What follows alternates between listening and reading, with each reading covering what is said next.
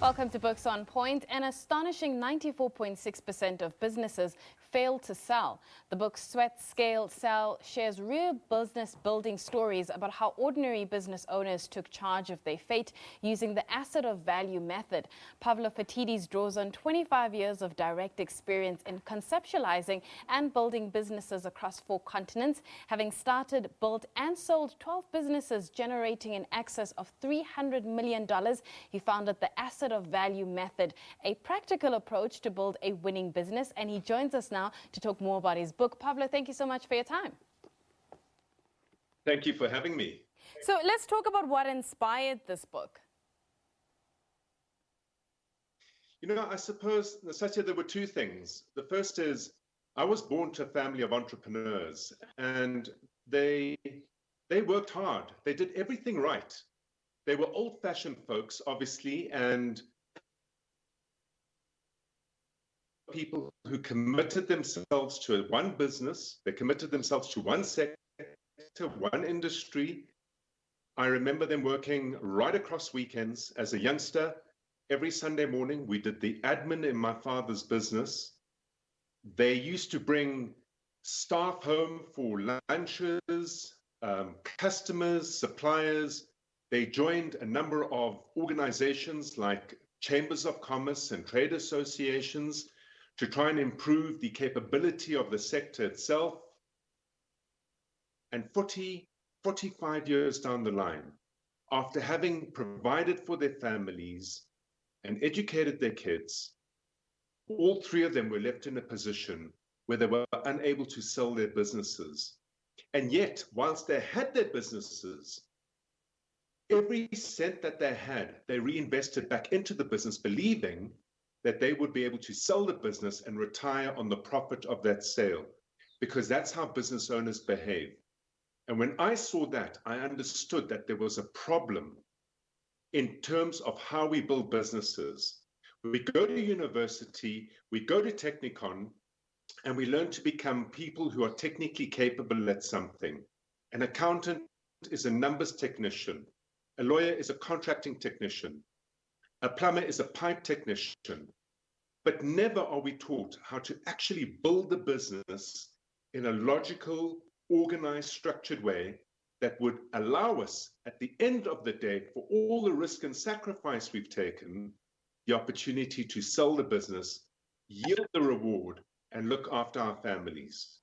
That was the problem I thought was worth solving.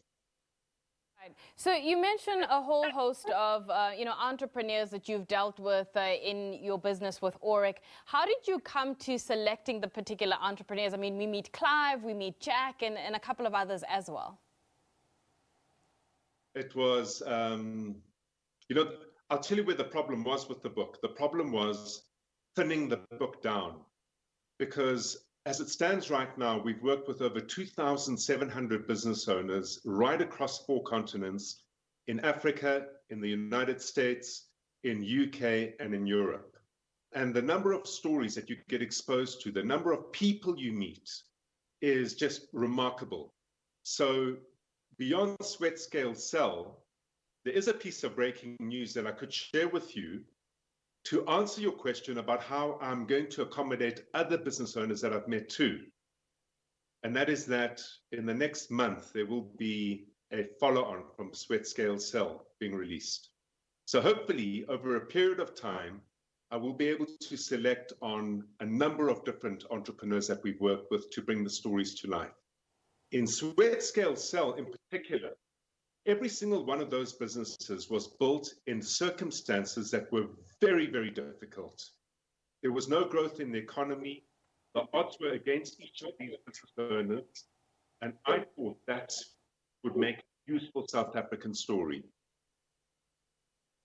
One thing I quite loved, and I'm sure many of those who will get their hands on your book, is that if you've done trigonometry, you've learned what sine and cosine is, but there is a term in your book titled the sine wave of complexity. Briefly tell us what that is and how do you get out of it? Well, it's a terrible place to be. Effectively, a lot of people are very good at starting a business and getting the business going. So we have lots and lots and lots of people in the startup phase. But what we do know is statistically, less than, I think it is 82% of businesses make it beyond the 5th year. And the reason for it is because in the first 5 years, you build the business around the resources you have, which is mostly you, a little bit of money, and some of your team. And because it's your business, you make sure you're involved in suppliers, you're involved in managing your team, you're involved in finding new customers. So in many ways, without you, nothing can work. What eventually happens is you hit a ceiling where you just simply cannot do more than you're doing. And your revenue, your turnover, your sales goes up, and it bounces down and goes up and bounces down, and it hits the ceiling that you cannot get beyond. It is without a doubt the biggest challenge that most businesses face.